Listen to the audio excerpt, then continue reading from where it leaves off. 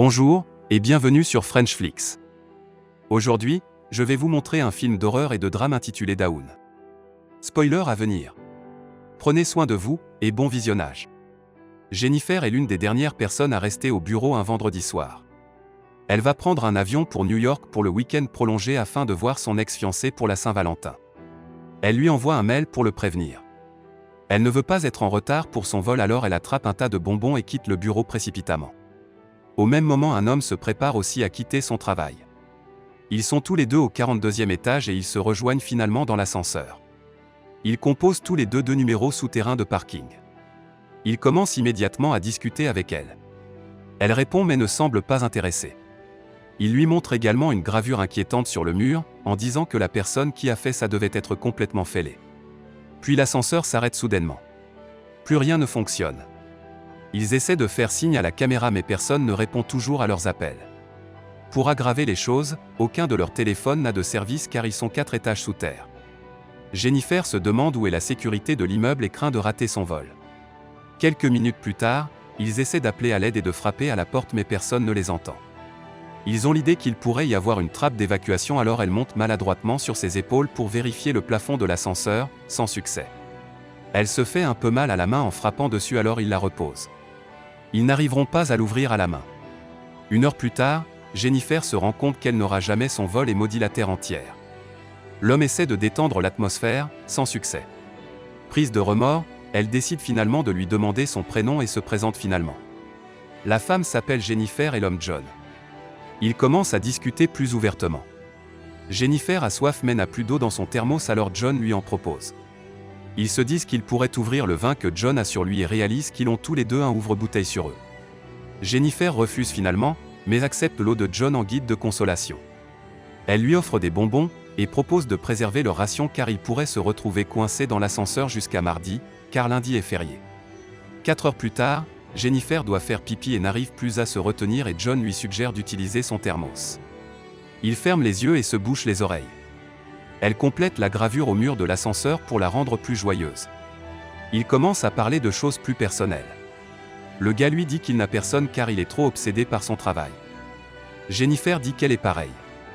Elle lui dit qu'elle voulait surprendre quelqu'un à New York mais qu'il ne voulait probablement même pas qu'elle vienne. Ils se décident finalement à ouvrir le vin que John avait sur lui. Ils boivent au fait d'être vivants. Plus tard, ils décident de s'occuper en se dessinant. John avoue l'avoir déjà vu dans l'immeuble. Il ne l'a pas dit auparavant pour ne pas ressembler à un harceleur et la mettre mal à l'aise. Elle ne le prend pas aussi mal qu'il le pensait. En fait, elle en rit. Ils terminent leur dessin et se les montrent. Son portrait de John est une blague alors que le sien est beaucoup plus sérieux. Jennifer s'excuse et prend une photo du dessin en expliquant qu'elle en fera sa photo de profil s'ils survivent. Au bout d'un moment, ils finissent par s'ennuyer, et John liste les sujets dont ils pourraient discuter. Jennifer choisit les histoires d'amour. Elle se lève et tourne sa caméra vers John, lui demandant quel est l'endroit le plus excitant où il a déjà fait l'amour. Le gars est un peu gêné, alors elle commence. Elle raconte l'histoire d'un de ses ex-petits amis à l'université et la fois où ils ont couché ensemble dans une bibliothèque. John, qui n'a pas d'histoire intéressante, décide finalement de raconter une fausse histoire. Celle d'une fille sexy pendant un pique-nique de travail. Ils sont montés dans sa voiture et elle a commencé à se déshabiller pendant qu'il conduisait. Soudainement mal à l'aise, John dit à Jennifer qu'il doit s'arrêter car ça commence à l'exciter. Il s'excuse pour avoir dépassé les bornes, mais elle lui fait comprendre qu'elle apprécie. Il s'approche d'elle maladroitement, l'embrasse puis commence à la déshabiller. Ils commencent à faire l'amour dans l'ascenseur et changent énormément de position. Alors qu'ils prennent une pause, il lui dit qu'il la trouve magnifique et laisse échapper qu'il pourrait tomber amoureux d'elle, ce qui refroidit Jennifer. Elle lui explique qu'il devrait en rester là car elle a toujours envie de se remettre avec son ex. John répond qu'ils sont liés et que son ex ne la mérite pas. Elle se fâche et lui explique que tout ça n'était qu'un coup d'un soir dans un ascenseur. John commence à pleurer, et lui fait alors une révélation. Il lui a menti sur son nom et son travail. Il ne l'avait pas seulement remarqué, il la voit tous les jours au travail. Toute cette nuit s'est déroulée selon ses plans.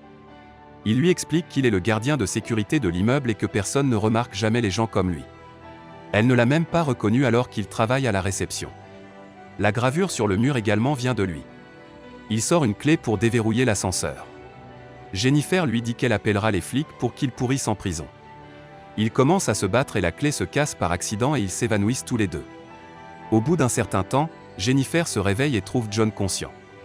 Elle demande ce qu'il va faire et il dit qu'il préfère la tuer que de retourner en prison. Il ouvre le cadeau que Jennifer avait acheté pour son ex-fiancé et trouve une chemise et des cigares. Il allume un cigare et commence à se moquer de Jennifer. Il lui fait la remarque que si elle avait réussi à retrouver son ex avec tous ses cadeaux, il se serait sûrement remis avec elle. Quelques minutes plus tard, comme schizophrène, il finit par s'excuser, pris de remords, et explique à Jennifer qu'il l'aime et qu'il souhaite se réconcilier. Alors qu'il est gêné par les néons de l'ascenseur, il décide de les casser avec le thermos de Jennifer.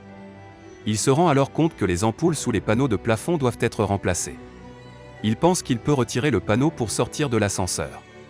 Il demande à Jennifer de lui donner un coup de main pour monter en promettant qu'il reviendra la chercher. Mais, Jennifer le convainc que ce sera plus facile si c'était elle qui montait car elle a moins de force. John a des doutes sur son honnêteté mais elle parvient à le convaincre. Elle se met sur ses épaules et sort de l'ascenseur. John lui indique où se trouve l'échelle, mais Jennifer décide de l'abandonner. Il trouve un moyen de sortir lui aussi et la rattrape. Il lui dit qu'elle ferait mieux de courir car il va la tuer. Alors que Jennifer est parvenue à ouvrir la porte pour crier à l'aide, il la tire et la ramène dans l'ascenseur. Ils tombent tous les deux inconscients. En se réveillant, Jennifer décide finalement à le restreindre avec un vêtement. Elle menace de le blesser gravement et lui fait avouer qu'il l'a piégé dans l'ascenseur. John lui explique qu'avant de devenir agent de sécurité, c'était un comptable qui travaillait pour un grand cabinet. Il lui explique que l'histoire fausse de la fille dans sa voiture était vraie, mais qu'elle s'est terminée différemment de ce qu'il avait laissé entendre. Il a fini par faire un accident et sa voiture a heurté un poteau, la fille est morte sur le coup. Il est allé en prison 6 mois et en sortant, ce job de gardien est le seul qu'il a réussi à obtenir. Jennifer est terrorisée mais ne peut rien faire. Le lundi arrive et ils sont toujours piégés. Eddie, un des autres agents de sécurité, emmène sa nouvelle petite amie au bâtiment pour lui montrer le toit. Il voit que John et Jennifer sont coincés dans l'ascenseur, ce qui les réveille. Eddie part les sauver et parvient à ouvrir la porte avec un pied de biche. John parvient à assommer Jennifer et demande à Eddie de lui donner les clés de l'ascenseur. Il tend un piège à Eddie et lui explique que ça ne fonctionne pas. Eddie décide de venir le rouvrir et John rallume alors l'ascenseur et le coupe en deux. Il assomme de nouveau Jennifer et la met dans le coffre de sa voiture. Il se change, prend un cigare et supprime toutes ses traces à la réception. Il y croise la petite amie d'Eddie qu'il tue également, puis prend la voiture.